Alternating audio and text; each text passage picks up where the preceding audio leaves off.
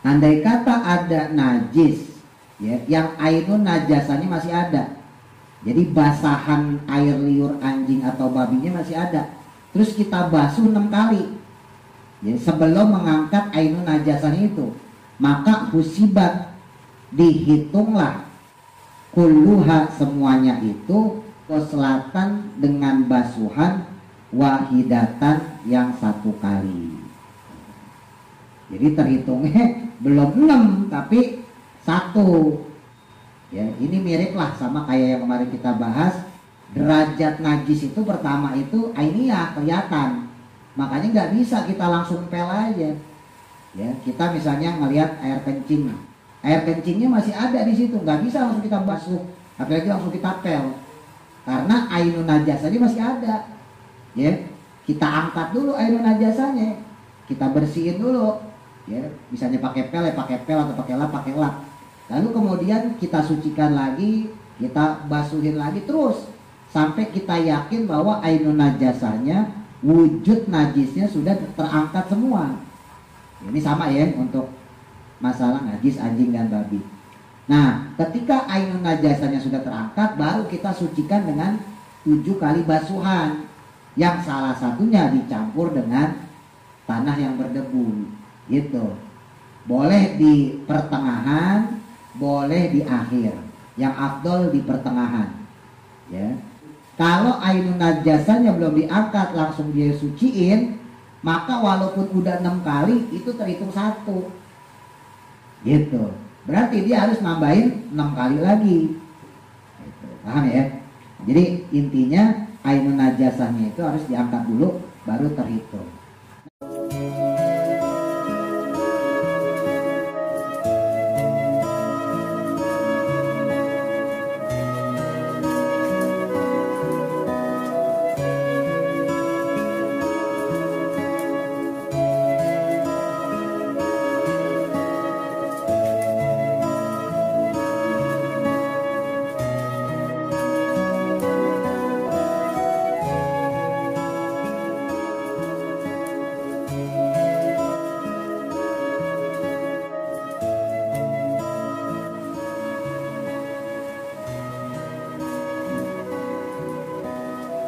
Bismillahirrahmanirrahim. Qala musannifu rahimahullahu ta'ala wa nafa'ana bihi wa bi barakati ulumuhi fi dharaini amin. Wal hayawanu, dan adapun hewan, kulluhu semuanya. Kulluhu itu dia jadi mubtada sekaligus jadi khobar ya. Khobar hayawan tapi juga jadi mubtada lagi. Semuanya hewan itu tahirun, suci. Hewan itu semuanya suci, illal kalba, kecuali anjing, wal khinzira, dan juga babi, wama, dan sesuatu, maksudnya anak, tawallada, yang lahir, minhuma, dari keduanya. Anak yang lahir dari anjing dan babi dihukumi tidak suci. Au min ahadihima, atau dari salah satu keduanya. Ma'a hayawanin, dengan hewan tohirin, yang suci. Jadi seandainya anjing nikah sama kambing, bukan nikah kawin ya, nikah pakai akad tuh. Seandainya anjing kawin sama kambing, maka yang dilahirkan itu ya najis. Atau sebaliknya ya, atau babi kawin sama kambing, yang dilahirkan juga najis. Jadi baik keduanya ataupun salah satunya. Baik. Wa ibaratuhu, dan adapun ungkapannya beliau musonef pengarang kitab itu, tasduku, mencakup, bitoharatid dudi, dengan sucinya ulat atau belatung juga boleh, al mutawallidi, yang muncul, minan najasati, dari benda-benda yang najis. bukan mutanajis ya. Kalau mutanajis sesuatu yang terkena najis. Nah ini mah yang najisnya itu sendiri. Wahwa adapun dia ya, hukum tersebut kadzalika seperti demikian. Maksudnya ulet itu sekalipun muncul dari sesuatu yang najis, ya dihukumi suci, ya, tapi bukan berarti harus dimakan. Ya. Maksudnya kalau kita megang nggak perlu cuci tangan, gitu. Paham ya? Oh berarti boleh dimakan? Tergantung. Nah, ntar ada ilat lain, menjijikan apa enggak, pantas apa enggak. Nah, nanti dikembalikan ke adat. Ya. Tapi hukum asal mah boleh. Ya mungkin kalau sengaja makan jijik ya. Tapi kalau nggak sengaja kita makan buah apel, dalamnya ada uletnya. Atau kalau yang doyan pete, petenya ada uletnya. Udah tergantung beragok gimana? Dicocok sambal lagi kan, kelilipan uletnya ya kan. Jadi kalau yang keluar dari najis aja suci, apalagi yang dari bahan suci kayak buah kan suci, ya kan? Lah kalau yang najis aja suci, apalagi yang suci ya pasti suci, dan emang hukum asalnya suci. Ya. Adapun nanti menjijikan itu lain lagi. Ya. Jadi harus dibedain dulu ya. Kalau menjijikan mah ya subjektif kita sendiri. Buat kita yang doyan nasi ya halal. Hukum aslinya nasi sendiri ya halal. Tapi buat yang jijik, pernah ketemu nggak sama orang yang jijik sama nasi? Saya pernah ketemu. Jadi dia makannya tiap hari itu mie, tapi mie nya bukan mie yang instan kayak kita gitu, bukan instan, tapi mie apa namanya, mie cap 2 telur gitu, yang mie panjang-panjang gede-gede. Dia makannya gituan. Jadi kalau melihat nasi muntah. Saya pernah dulu punya teman kayak gitu. Saya kirain bohongan, gua gak makan nasi. Pikiran kita mah emang gak ada nasi gitu aja ya. Ternyata suatu ketika ya saya jejelin nasi, ya, namanya kita iseng ya, zaman dulu, sekarang udah enggak. Walaupun masih suka iseng dikit lah. Ya. Iseng tuh kita jejelin, kita apa bahasa ini dicokokin lah gitu ya. Kita cokok-cokokin, muntah bener. Kalau orang yang enggak jijik kan tinggal mangap aja, aku makan gitu ya, selesai. Ini enggak, langsung muntah. Oh berarti emang jijik. Nah berarti nasi buat dia haram. Hukum asal mah halal. Gitu. Berhubung dia geli, dia jijik, nah itu haram buat dia. Sebaliknya kalau andai kata ada orang sama mie jijik, ya berarti mie buat dia haram. Cuman anehnya jarang orang jijik sama mie ya. Rata-rata orang sepakat sama mie doyan, ya kan? Apalagi mie instan, ya kan? Sepakat deh gitu, nggak ada yang nolak lah. Udah makan pun dikasih mie tetap makan. Nah, tuh. Jadi kemungkinannya kecil. Tapi kalau nasi ada, atau buah, ya, beberapa buah atau hewan-hewan yang aslinya halal dia. Gitu. Wal maitatu dan adapun bangkai. Kuluha ya semuanya, karena mu'annas maitah ya, maka domirnya pakai ha. Sementara kalau untuk bangkai sendiri, semuanya itu najasatun najis. Semua bangkai najis illas samaka kecuali ikan. Bangkainya ikan halal. Wal jaroda dan belalang. Bangkainya belalang juga halal. Wal adamiya dan manusia. Manusia bangkainya juga halal, tapi bukan berarti harus dimakan. Ya. Maksudnya halal kalau kita megang nggak perlu cuci tangan. Walaupun ada kesunahan kalau kita megang mayit, sunnah berwudu, sunnah mandi. Tapi kalau bicara hukum asal kagak najis gitu ya. Ini dalam mazhab kita, mazhab Syafi'i. Kalau mazhab Hanafi, anak Adam ya, manusia itu dihukumi najis. Makanya kalau di mazhab Hanafi itu jenazah itu kalau disolatin di masjid nggak dimasukin ke masjid, tapi ditaruh di luar. Karena dianggapnya najis. Kan kalau sesuatu yang najis nggak boleh dimasukin ke masjid. Ya. Orang perempuan haid juga nggak boleh, kan gitu. Wa fi ba'din nusahi. Adapun pada sebagian naskah kitab lainnya atau pada redaksi lainnya, ini banyak ya, Fathul Qorib, wa fi ba'din nusahi, wa fi ba'din nusahi. itu lafadznya wabnu adama, lafadznya ibnu adam. Kalau di sini al adamiyah, sama aja artinya anak Adam, anak manusia. Ai maksudnya maitata kullin, yaitu bangkai semuanya, minha darinya. Fa'innaha, maka sesungguhnya dia itu tahiratun suci. Gitu. Wayung salu, dan wajib dibasuh.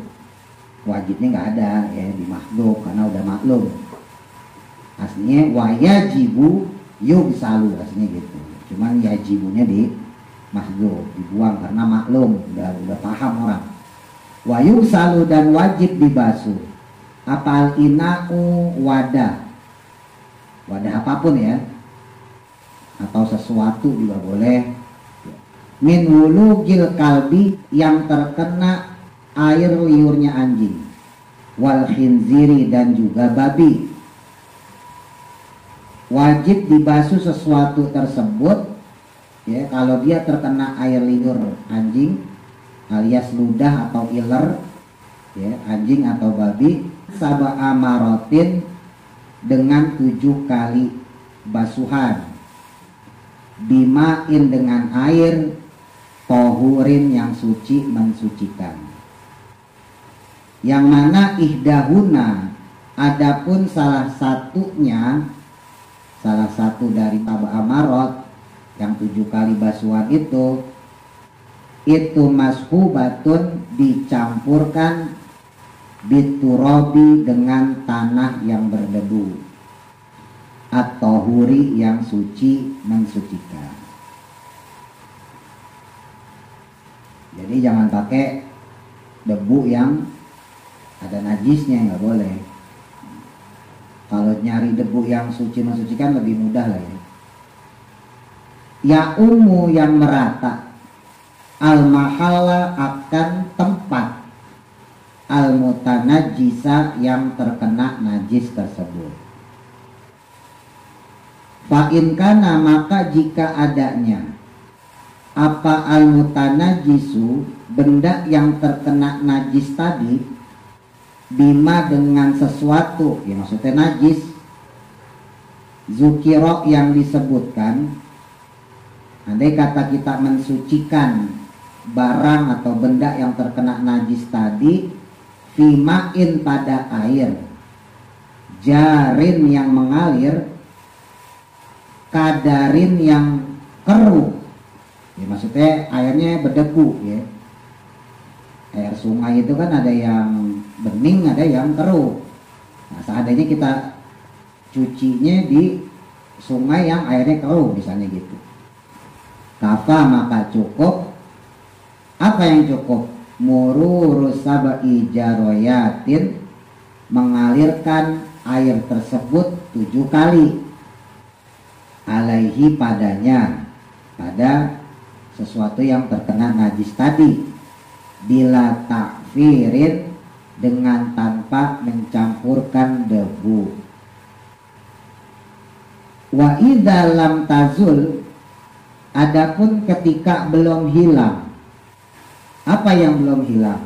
Ainun najasati, ainun najasahnya, atau bentuk ya, wujud najis tersebut, al kalbiyati, yang bangsa ya, anjing dan babi.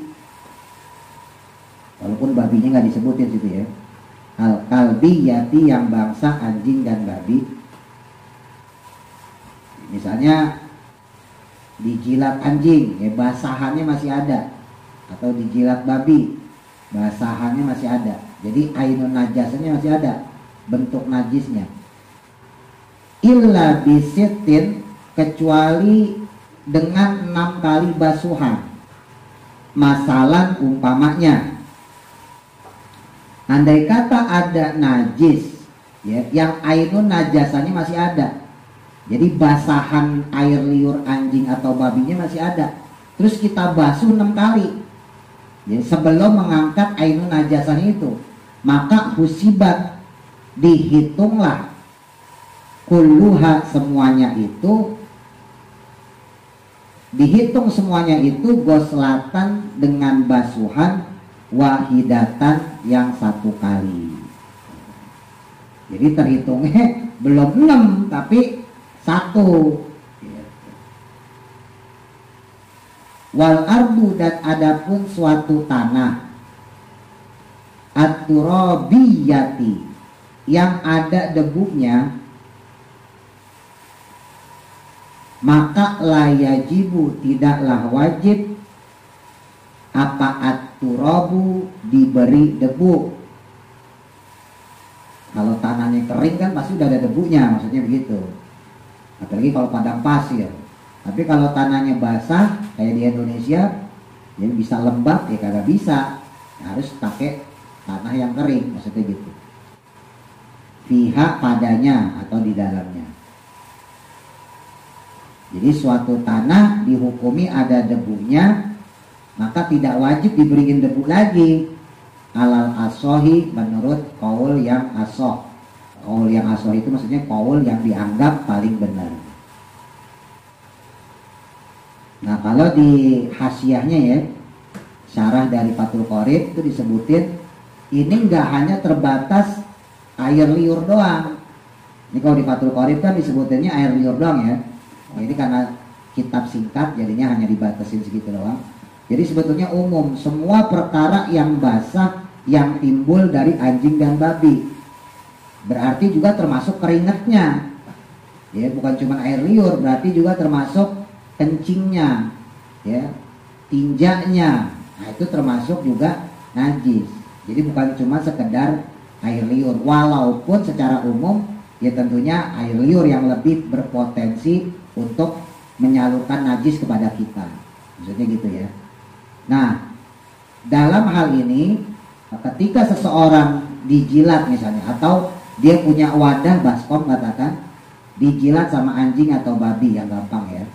Terus kemudian kalau dia emang pengen mensucikan itu wadah, harus dipastikan dulu ainun najasahnya hilang. Ya, ini mirip lah sama kayak yang kemarin kita bahas, ada najis ainiyah, ada najis hukmiyah. Derajat najis itu pertama itu ainiyah, kelihatan. Makanya nggak bisa kita langsung pel aja. Ya, kita misalnya ngelihat air kencing yang udah punya anak ya misalnya, atau punya adik, punya ponakan. Air kencingnya masih ada di situ, nggak bisa langsung kita basuh, apalagi langsung kita pel, karena ainun najasanya masih ada. Ya, kita angkat dulu ainun najasanya, kita bersihin dulu. Ya, misalnya pakai pel ya pakai pel, atau pakai lap. Lalu kemudian kita sucikan lagi, kita basuhin lagi terus sampai kita yakin bahwa ainun najasanya, wujud najisnya sudah terangkat semua. Ini sama ya untuk masalah najis anjing dan babi. Nah, ketika ainun najasanya sudah terangkat, baru kita sucikan dengan 7 kali basuhan, yang salah satunya dicampur dengan tanah yang berdebu, gitu. Boleh di pertengahan, boleh di akhir. Yang afdol di pertengahan. Ya, jadi jangan di awal. Udah kita angkat ya, ainun najasanya, wujud najis sudah kita angkat. Ya udah kita ilangin, baru kita mulai basuhan pertama pakai air, basuhan kedua pakai air, basuhan ketiga pakai air. Nah, basuhan keempat airnya masukin tanah. Jadi bukan tanahnya yang dilemparin ke sesuatu yang terkena najis tadi, bukan. Airnya dimasukin tanah yang berdebu. Basuhan keempat.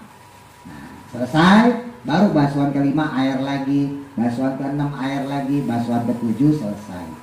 Jadi ainun najasanya harus diangkat dulu. Kalau ainun najasanya belum diangkat, langsung dia suciin, maka walaupun udah 6 kali itu terhitung 1.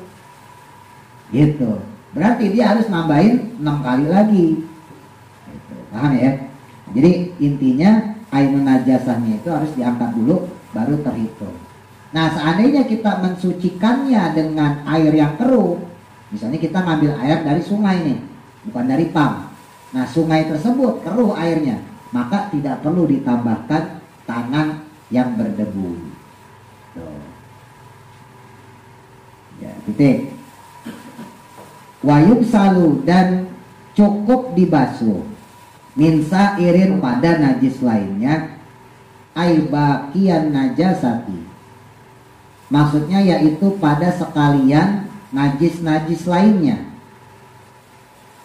Kalau najis-najis lain, ya maksudnya bukan anjing dan babi, najis lain, selama ainun najasanya sudah diangkat, maka cukup dibasuh marrotan wahidatan, satu kali basuhan saja. Wa fi ba'din nusahi, adapun pada sebagian naskah kitab lainnya lafadznya marrotan, satu kali. Jadi nggak pakai wahidatan, ya marrotan ya. Titik. Takti di sini bukan datang ya, tapi melakukan maksudnya. Nanti juga ada misalnya di bab sholat, takfis sholat, maksudnya bukan mendatangi sholat, tapi melakukan sholat. Takti adapun melakukan, ya basuhan maksudnya, alaihi padanya, membasuh bagian yang terkena najis tadi, ya maksudnya. Wasalasu dengan 3 kali basuhan. Wa fi ba'din nusahi, adapun pada sebagian naskah kitab lainnya lafadznya wasala satu, ya pakai muannas, bitai dengan huruf ta, ta marbutoh atau ta taknis, ya pakai muannas. Kalau yang di sini wasalasu. Kalau 1 kali sebetulnya sudah mencukupi, tapi kalau kita basuh dengan 3 kali itu afdolu, lebih afdol, lebih utama. Tapi kalau bicara cukupnya ya cukup 1 kali aja, selama ainun najasanya sudah diangkat. Makanya hati-hati kalau teman-teman ntar punya anak ya atau punya ponakan dan sebagainya, ya, pastikan ainun najasanya diangkat, baru kemudian disucikan. Ya, jadi mensucikan sesuatu yang terkena najis itu baru terhitung kalau ainun najasanya sudah nggak ada, gitu. Dan hati-hati harus pakai air yang suci mensucikan. Jangan mentang-mentang pengen wangi misalnya gitu ya, dibersihin langsung pakai sabun. Nah, dipakein sabun berarti mustakmal airnya, ya enggak? Nah, itu kesalahan mama banyak kayak gitu tuh. Ya, pakai pel, pelnya udah dikasih sabun, ya kan? Sementara ainun najasanya belum diangkat, langsung aja dipel rata seruangan, dipakai sholat, wah repot urusan itu. Bilang doa panjang bener, ya kan? Gimana doanya mau dikabul, orang itunya aja salah. Makanya hati-hati, ya. Ini sederhana ya, tapi ya sering diabaikan sama orang, masalah mensucikan dari najis itu. Titik. Wa'lam, ketahuilah, anna ghasalatan najasati, sesungguhnya air basuhan najis ba'da taharatil mahalli, setelah sucinya tempat, al-maghsuli yang dibasuh, itu tahiratun, suci. Dengan syarat inin fusilat, jika air itu dipisah atau terpisah, ghairu mutaghayyiratin, dengan tanpa perubahan. Lalu walam yazid, dan juga tidak bertambah apa waznuha, ukurannya atau kadar airnya nggak bertambah. Ba'dan fisoliha, kalau diputus ba'da infisoliha, setelah terpisahnya air tersebut. Amma dari perkara, karena yang adanya dia itu ba'da tibari mikdarima, setelah mempertimbangkan kadar ukuran sesuatu tersebut, yatasyarrobuhu, yang menyerap dia. Sesuatu yang menyerap itu, misalnya kayak spon, kan itu bisa menyerap, atau kain pel, ya. Apa al-maghsulu, tempat yang dibasuh, minal ma'i, dari air tersebut. Jadi sesungguhnya air basuhan najis setelah sucinya tempat yang dibasuh, ya, ini kita habis basuh najis nih, ya, terus air tersebut, ya, Andai kata kita guyur air di tempat yang udah suci tadi, maka hukumnya jadi suci. Ya. Yang mana kalau dia itu terpisah dengan tanpa perubahan. Ya. Artinya memang benar-benar najisnya sudah diangkat dan tempat itu sudah dipastikan suci. Jadi gampangnya gini, andai kata kita teledor, ya, najis misalnya segini ya, terus kita bersihin, ternyata ada setetes bagian yang belum sempat kebersihan, terus kita lempar air di situ, kita buang air di situ. Oke, untuk air yang berada di bekas najis yang sudah kita sucikan, itu nggak ada masalah. Tapi ketika air tersebut kita dorong, kita pel, kita serap pakai spons misalnya, atau pakai elap, maka akan bercampur dengan sisaan najis tadi, yang setetes tadi tuh. Otomatis secara mikdarul ma, secara ukuran air pasti bertambah dong. Ya, ibarat nanti kita peres, volumenya beda.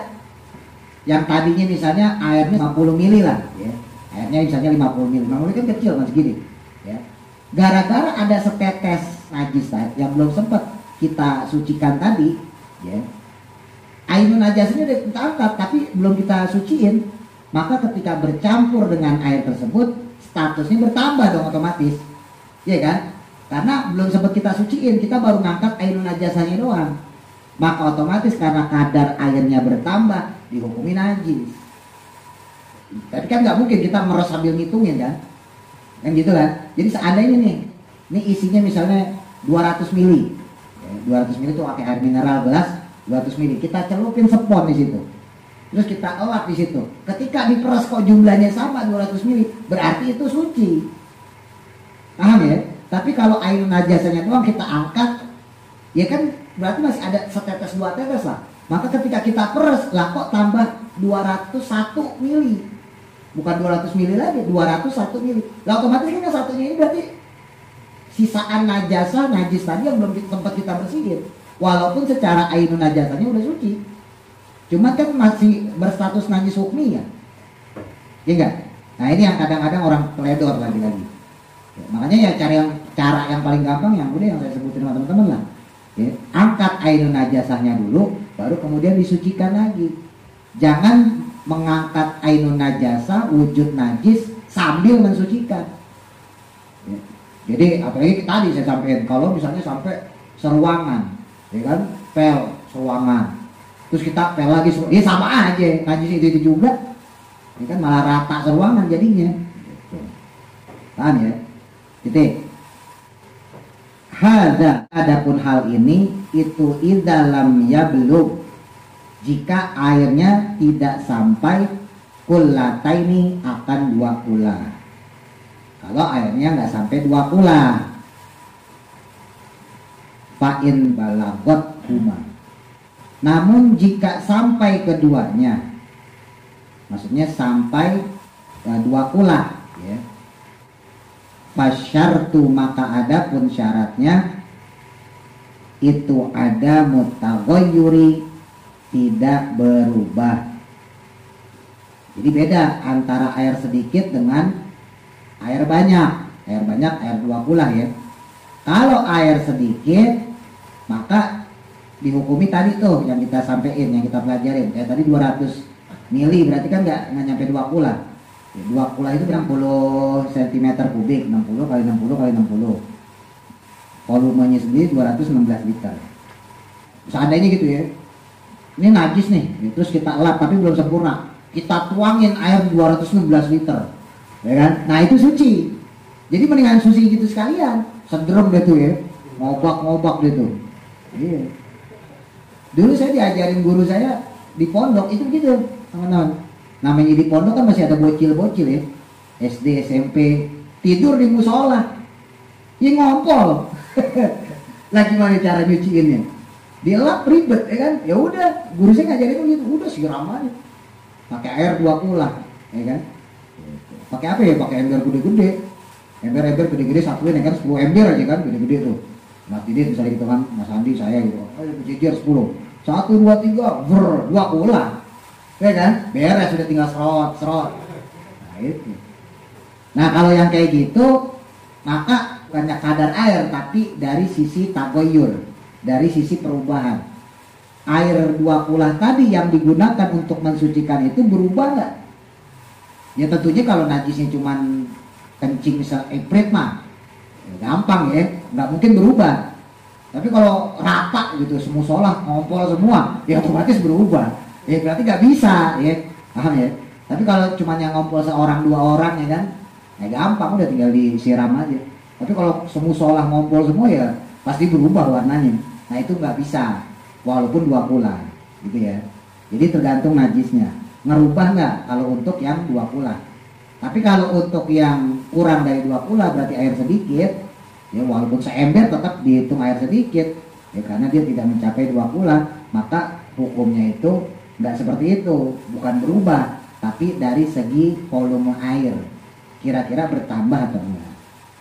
Gitu. Walamma farogo, dan tatkala selesai, siapa?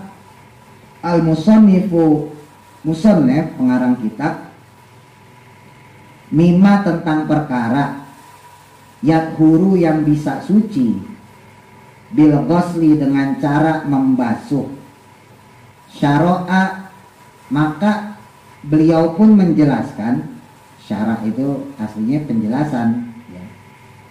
Syariat, nah syariat itu sebetulnya penjelasan.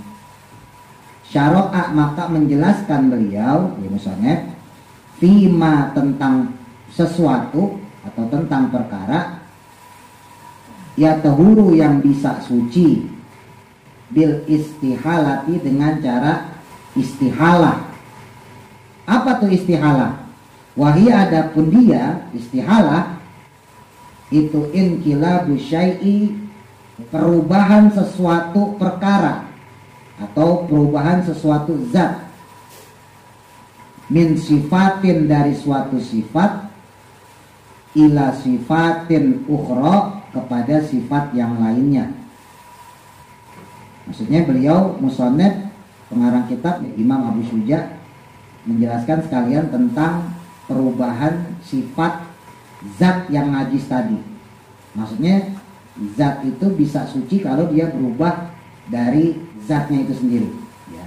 Dengan ungkapan faqala, berkata musannif pengarang kitab, wa idza takhallalat, adapun halal ketika berubah cuka, diambil dari kata khalla ya, khalla itu artinya cuka sebelumnya, jadi berubah jadi cuka. Apa al khamratu, khamr miras atau arak atau tuak, wahia adapun dia ya khamr itu al mutakhadatu, minuman yang dibuat, min ma'il inabi, dari air sari perasan anggur. Bukan sari anggur ya, air sarinya perasan anggur. Kalau perasan anggur mah halal, tapi perasan anggur itu masih bisa diambil lagi sarinya. Itu ada teknik-teknik tersendiri, nggak usah saya ajarin, dapat bikin lagi. Nah, itu ada, nah itu baru namanya khamr. Muhtaramatan, baik dimuliakan, kanat keberadaan apa al khamratu, khamr tersebut, amla atau tidak. Khamrnya berubah menjadi cuka ya. Wa makna takhallalat, dan adapun maknanya lafaz takhallalat, ini sesuai tasrif yang dulu kita pelajarin ya. Maknanya itu sorot khallan, sorot menjadi atau berubah, khallan akan cuka. Jadi takhallalat maknahu ya sorot khallan, ya berubah menjadi cuka. Wakanat, dan adapun keadaan sayruratuha, perubahannya dia, perubahannya khamr itu khallan menjadi cuka. Berubahnya dia menjadi cuka si khamr tadi binafsiha, dengan sendirinya, tahurat yang tersucikan. Wakada, dan demikian pula lau takhallalat, jika menjadi cuka, binaqliha, dengan berpindahnya dia, berpindahnya homer tadi, minuman keras yang dibuat dari sari perasan anggur tadi, dipindah min syamsin dari tempat yang terkena matahari. Tempatnya nggak ada di situ, aslinya min mahalis syamsi, mahalnya nggak ditulis, samsunnya doang, samsunnya matahari. Illa zillin, ke tempat yang teduh atau yang ada naungannya. Wa aksihi, dan juga sebaliknya. Jadi biar teman-teman tahu, cuka itu asalnya dari homer. Maksudnya gitu. Cuka itu dibikin dari sari perasan anggur, makanya harganya murah. Cuka garam tuh salah satu bumbu dapur lah. Jadi pelengkap dapur yang paling murah. Cuka tuh sebotol berapa? Ada yang pernah nggak beli cuka?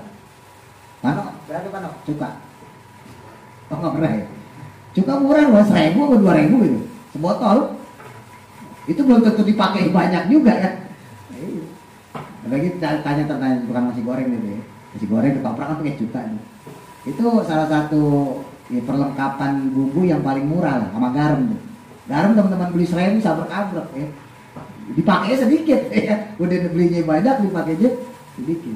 Nah, jadi biar tahu, cuka itu asalnya dari sari perasan anggur ya, yang udah didiamkan kemudian berubah menjadi cuka. Nah, yang suci di sini, cuka yang suci di sini adalah yang dia didiamkan dengan sendirinya atau berubahnya suhu. Misalnya tadinya ditaruh di tempat panas, dipindahin ke tempat dingin, berubah jadi cuka. Atau sebaliknya, ya, dari tempat teduh ditaruh di tempat panas, berubah jadi cuka. Nah, homer yang berubah menjadi cuka dengan sendirinya dihukumi halal, gitu. Tapi wa illam tatakhallali, adapun jika tidaklah menjadi cukanya apa al-khomratu, homer tersebut, binafsiha, dengan sendirinya, dengan zatnya dia sendiri, bal khollalat, nah, itu juga kurang, harusnya takhollalat, harusnya ada taknya itu, karena kan menunjukkan dia. Tetapinya menjadi cuka dia bitorhi syai'in, dengan memasukkan sesuatu fiha, di dalamnya. Lah kok homer tadi berubah jadi cuka bukan dengan sendirinya ya, bukan alami, bukan natural, tapi karena proses kimiawi, misalnya dimasukin obat apa gitu ya, supaya menjadi cuka. Maka yang kayak begitu lam tatahur, tidak bisa menjadi suci. Makanya ada beberapa kiai, ulama-ulama khos itu, dia nggak mau kalau makan pakai cuka, karena khawatir cuka pabrikan itu sengaja dibikin cuka, dan potensi kemungkinannya besar. Ya namanya pabrik kan namanya aja pabrik cuka, ya kan, pasti kan disengajain bikin cuka, ya kan? Lebih baik kita beli cuka di pabrik anggur, itu pasti cuka, ya kan? Jadi ada tuh ulama saking hati-hatinya, pokoknya makan di luar tuh nggak mau. Makan apapun, kadang-kadang misalnya berarti makan nasi goreng gitu ya, ketoprak, dia nanya, ada cukanya nggak ada, nggak usah pakai ya, gitu. Ya, tukang nasi gorengnya bingung, ketoprak pakai lagi, nggak ada air ya. Dan cuka itu kan buat ngairin bumbunya. Teman-teman berarti nggak kalau beli ketoprak? Nggak pernah berarti sih, kan ada air tuh, kan ada cukanya itu. Kadang ada yang dicampur air sama cuka, ada yang cuka sendiri, air sendiri. Itu kan buat ngalusin bumbunya. Nah kalau kagak ada airnya, gopal tuh bumbu, ya kan? Pernah lihat gak? Gak pernah perhatiin sih ya? Nah, susah ya, tau dia beresnya doang. Ya susah sih ya, kalau saya tuh naluri fikih. Jadi kalau orang naluri fikih itu apa aja dilihat, disaksiin maksudnya. Ini hukum fikihnya gimana gitu. Takutnya ntar ada orang nanya gitu, ya berhubung blow on semua, alhamdulillah ya, jadi gak ada yang nanya ya. Sebenarnya kalau kita nanya tuh perlu dikritisi loh, ini cukanya gimana nih? Ya kita sih husnuzon aja, ya balik ke kaidah fikih aja udah ya, al yakinu la yuzalu bisyak, begitu aja. Udah kita yakin aja lah bahwa itu memang menjadi cuka sendiri. Iya. Maksudnya gini, kalau dari sisi syariat nggak ada masalah emang, ya. Kalau dari tinjauan fikih nggak ada masalah. Tapi kalau dari tinjauan hakikat, tinjauan tasawuf itu bermasalah. Buat orang-orang tasawuf ya, buat orang-orang sufi. Makanya kalau teman-teman mau jadi orang sufi itu berat. Jadi dari hal segitu aja sampai dipikirin loh. Bahkan dulu pernah saya cerita ya, saya beberapa kali nemenin guru-guru saya yang ya bisa dibilang tasawufnya tinggi lah ya, ahli sufi. Itu dia makan di warteg, di restoran Padang, kayak apalah di jalanan gitu ya. Itu kalau orang yang nggak pakai kerudung aja kagak jadi makan. Kagak jadi makan. Ini fakta nih kejadian. Datang nih kita ya. Yang layanin laki-laki pertama. Pak, ya makan ya makan. Ya apa Pak? Semur jengkol gitu ya. Semur jengkol, sayur daun singkong. Ya Pak ya. Tahu tiba-tiba keluar dari dapur perempuan nggak pakai kerudung. Padahal yang nomor pertama laki-laki, mungkin suaminya kali. Ya kan? Suaminya lagi beresin apa gitu kan. Kan biasanya yang melayani perempuan. Nasinya ditaruhin tuh ya, nasi ditaruhin. Terus daun singkong taruhin pakai semur jengkol, ditaruh, kagak jadi dimakan. Saya beberapa kali bareng guru saya itu yang model-model gitu. Nah kalau saya sendiri, saya rampok. Lapar ya kan, makan aja kita mah. Tapi kalau kita ngertiin, sampai segitunya. Pernah suatu ketika saya ngobrol ya, ini share-nya lah. Suatu ketika saya ngobrol dengan beberapa guru saya lagi, ya lagi ngobrol biasa, ngopi ngerokok biasa gitu, ngobrol. Kalau secara sisi fikih kan kita nggak melihat sesuatu yang haram di situ, iya kan? Kalau kita nilai secara sisi syariat, secara fikih. Ya karena beliau pandangannya beda ya, kacamatanya udah tasawuf, udah sufi, hakikat beda. Guru-guru saya beliau bilang gini, kalau untuk masalah syariat aja menutup aurat dia tinggalin, padahal itu sesuatu yang terlihat, yang tampak oleh mata, secara zahir kelihatan gitu. Kalau yang itu aja dia tinggalin, apalagi masalah halal haram, pasti nggak tahu apa itu halal haram. Jadi ngejaganya sampai segitu. Paham maksudnya? Saya ulang nih. Jadi kalau untuk yang syariatnya aja, menutup aurat aja dia tinggalin, padahal itu syariat, itu kan zahir, kelihatan. Dia langgar, apalagi masalah yang nggak kelihatan. Masalah makanan yang disajikan itu kan masalah nggak kelihatan. Kita nggak tahu di dapurnya gimana. Apa dia ceboknya bener? Ketika dia cebok misalnya kagak bener terus main pegang adonan, gimana? Ya kan? Ceboknya kagak bener dengan air yang suci tidak mensucikan. Tangannya masih basah. Berarti kan tangannya murtad najis. Nyalupin ke kuah jengkol. Wah repot urusan itu. Enggak? Atau bikin tepung adonan, ini enggak? Jadi najis gak tuh adonan? Sampai segitunya. Makanya orang yang tasawuf, yang hakikat itu syariatnya pasti tinggi. Bodoh aja kalau ada orang ngaku tasawuf, ngaku hakikat, tapi syariatnya kagak dipakai. Aurat membuar, ya kan, dengkul kelihatan, kagak pernah pakai kerudung kalau perempuan. Ngakunya hakikat, mustahil. Saya pastiin mustahil. Karena orang yang tasawuf itu syariat itu tinggi banget. Walaupun kadang-kadang di luar nalar, ya. Sebetulnya nggak bertentangan dengan syariat, cuman kitanya aja yang syariatnya tipis. Nah dia syariatnya udah terlalu tinggi. Contoh misalnya kayak anjing dipakai buat keamanan, kan boleh. Anjing tuh boleh dipakai dua hal ya, satu menjaga keamanan, ya, kedua menjaga harta. Gitu. Tapi kalau yang orang baru belajar tipis doang, kok kiai merah anjing? Padahal dipakainya buat jaga keamanan. Padahal kiai mungkin tasawuf, ya suhunya tinggi. Nah, justru dia dengan hati-hatinya pakai anjing. Coba teman-teman, ibrohnya apa? Lebih pilih satpam apa lebih pilih anjing? Ini kan teman-teman, saya anggap masih syariat semua lah ya. Pilih anjing apa pilih satpam? Alasannya apa? Gak bisa neko. Gak bisa neko. Gak request makan. Apa ya tadi? Anjing apa satpam? Satpam berarti manusia ya. Terus satpam anjing. Apa ya? Kalau udah tadi itu. Tapi alasannya kagak logis. Kalau balik ke anjing. Tapi benar juga sih. Nah, anjing kan paling tambahan makanan doang ya kan. Apa ya alasannya? Mas Didi. Kalau manusia banyak subhatnya kan. Banyak subhat ya. Contohnya gimana? Misalkan pas lagi sih belum tentu dia jaga, misalkan tidur atau gimana gitu. Nggak ngejaga, maksudnya tugas dia ngejaga karena keamanan ya kan. Jadi banyakkan subhat ya. Jadi dia banyakkan makan gaji yang ngecampur subhat kayak gitu ya. Ngaram gitu. Tapi kan satpam nggak kelewatan.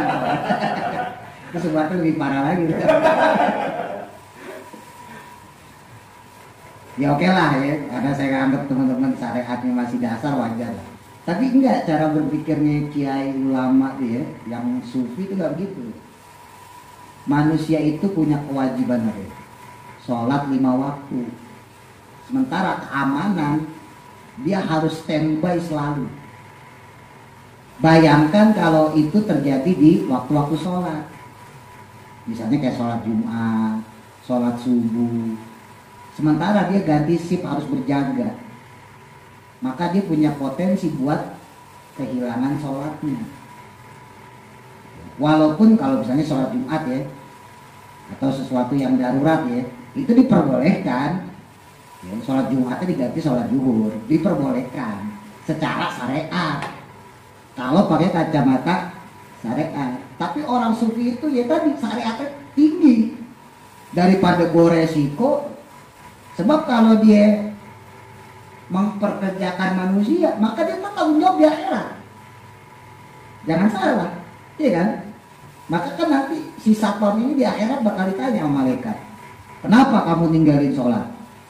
Atau seandainya sholatnya diganti sama zuhur, kenapa kamu ganti sama zuhur? Kan dia bertanggung jawabin.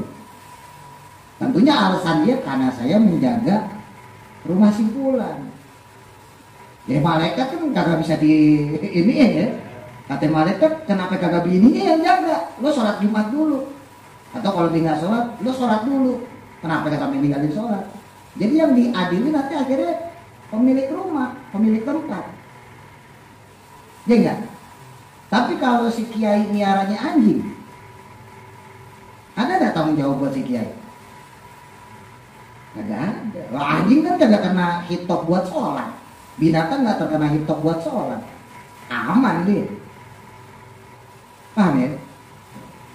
Jadi pikirannya begitu, bukan gara-gara gaji, bukan. Susah kalau borong bisnis lah. Pikirannya duit mulu, kagak merugi. Duit mulu, bukan gitu. Tapi masuk akal, tapi bukan itu kacamatanya. Orang hakikat tuh nggak begitu. Dia takut kan di akhirat dia tanggung jawab. Gitu. Takutnya tanggung jawab gara-gara si keamanan ini, si satpamnya itu kagak menjalani sholat. Gitu. Ya. Balik lagi. Ya, jadi ketika dia berubah dengan sendirinya bisa dianggap halal. Tapi kalau dia khomer tadi berubah menjadi cuka dengan suatu tambahan, ya larutan kayak apa segala macam atau bahan kimia, maka dia nggak bisa dianggap suci.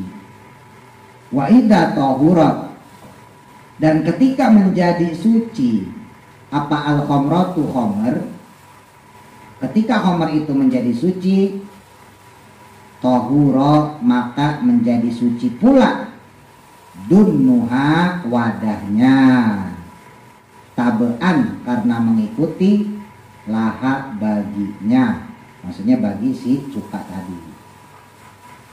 Jadi kan cuka itu pasti pakai wadah ya, entah toples, entah beling, atau baskom, galon gitu ya, drum, yang lebih gede lagi misalnya dan sebagainya lah.